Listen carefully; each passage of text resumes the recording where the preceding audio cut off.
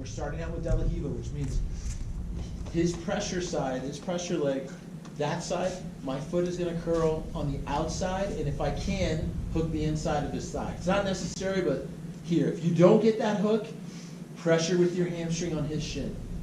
Okay, if his foot is further back, where I can't put pressure, then that's okay. Then I'm just gonna play here. But this guy should be pressuring to try to ball me up and make it harder for me to play guard. So here, I'm controlling the ankle and I'm applying pressure with my hamstring to keep him back. So now the battle becomes here, this outside leg. So, what I want to do, and again, no gi I still control, but look, I'm going to mention this for you guys who've been here a little longer.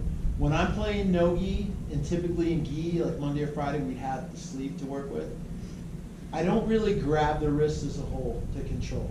Because a lot of times when this guy's sweaty, the strength here is between my pointing finger and my thumb. So when I'm up higher on his wrist and he's sweaty and it's larger in diameter, it's larger in circumference, I mean, it's harder for me to control. So I actually control the wrist more. Just where it grooves. I try to just control the wrist with the first two fingers here. And boom, I'm pulling and kicking off. And then you can feel where your fingers groove in his wrist, sweaty or not. So he still might get out of here. But the flip side is, it's hard for me to control his wrist. It's also hard for him to control my leg because he doesn't have a pant grip. I'm wearing pants today, but if I were in shorts with her, it would be hard. So I control here, boom, I'm kicking off to the outside, immediately kind of in the middle of his thigh. I'm stretching him out. Look, I want this leg locked out. Okay? Now, this one's a little different, no gi, because I don't have the gi to get into. Normally, if I'm here on his arm, I like to get into his collar to really stretch him out, okay?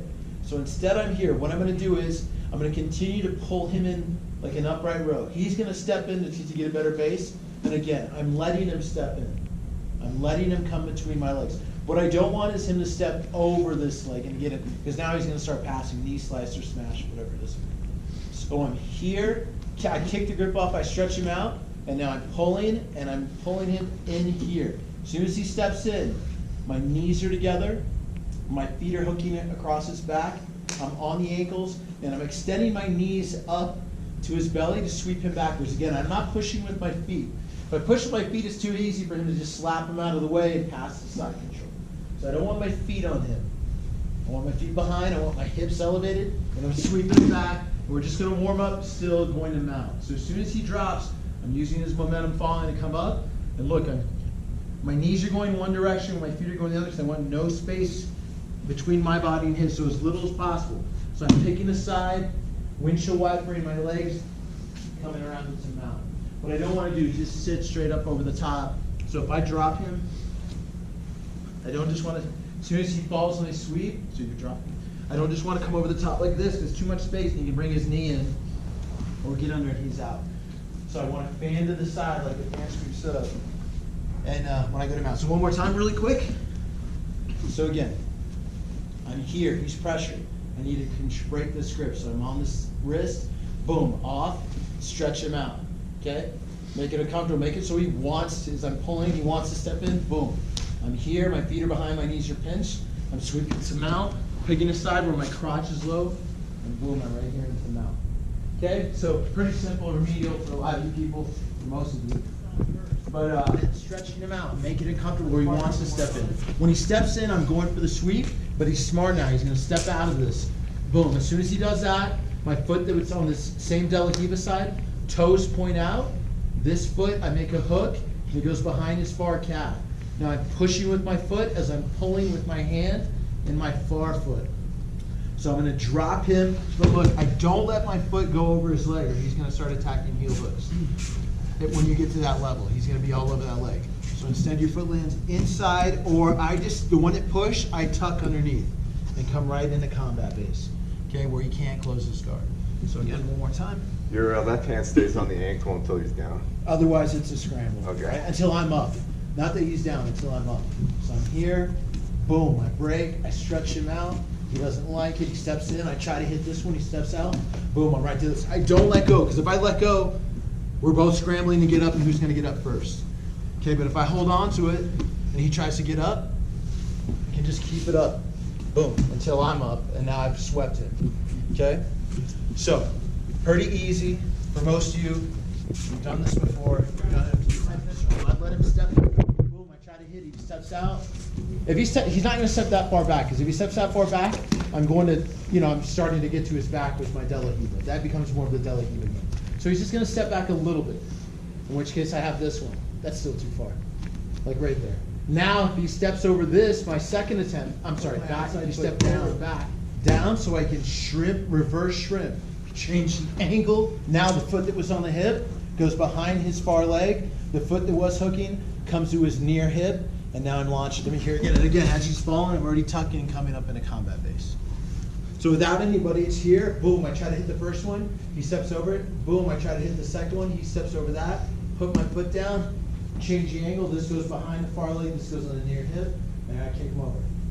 If you do this one full speed, you can launch people. I mean, I've launched people because he's got just a lot of power here. Boom, and you're taking their feet out from underneath them, and they fly. So be careful. You guys have used this one, you've noticed every time I go boom, and I'm stretching him out, and he steps in, and I hit this first sweep. Every time I do this, he's immediately up, right?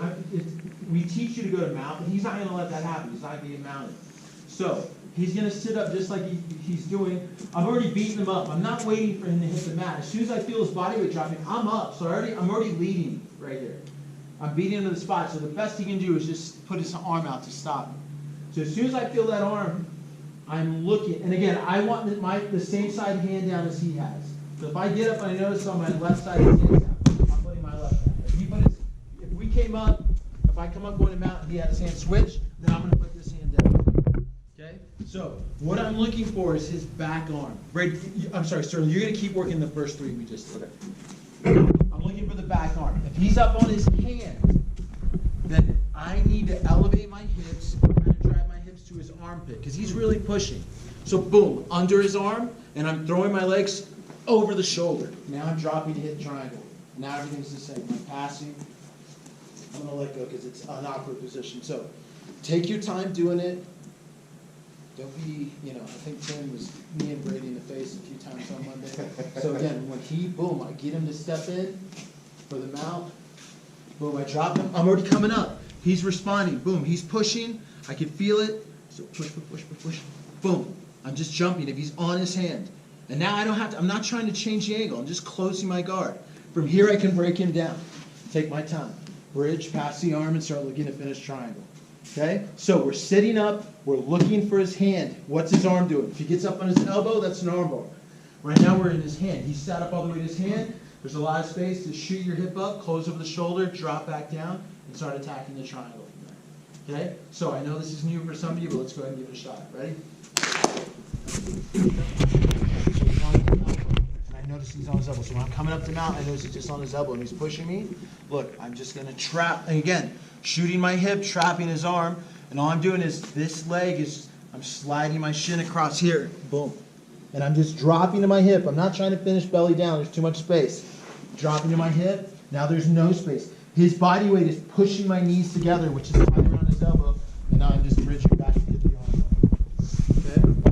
So, again, boom, I dump him. As I'm trying to come up to mount hard. Boom, I beat him in the spot. I see his elbows there. Boom, I'm just trapping. Look, boom, keeping it here. Don't knee this guy. Boom here. Spin. Finish this arm bar right there. Okay? All right, let's give it a shot. Ready?